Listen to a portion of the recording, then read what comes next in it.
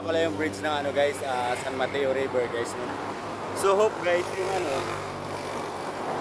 hope guys na yung ano namin doon, yung sa Buloon, San Miguel Surigao del Sur guys, eh magiging ganito guys. Ayan o. Meron siyang tinatawag na, yan ang tinatawag na ano, plus flood control. Ayan, so para yung mga taga San Miguel dyan, eh ano, hindi na mababahaan, ano, hindi na mag-overflow yung tubig. Basic lang naman yan guys, oh. Tsaka mapakinabangan yung ano guys, yung nasa Buloon guys, yung buhangin doon. Mapakinabangan yun para lumalim yung ano. Tapos ganyan ang gagawin guys, oh. Nakikita niyan guys. Hope soon. Sana meron magkaisip ng ganyan sa amin sa Buloon, San Miguel Surigao del Sur guys.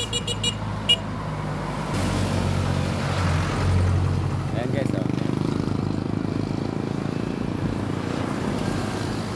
San Mateo guys, yan, San Mateo River, alright.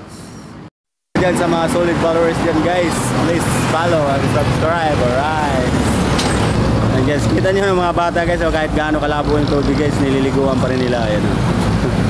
Ang labo ng tubig, akala mo yung nandun sa Minahan guys, sa Balon, sa Manulayan guys. Ayan. Ayan, mga batang ano. Thank you for watching guys.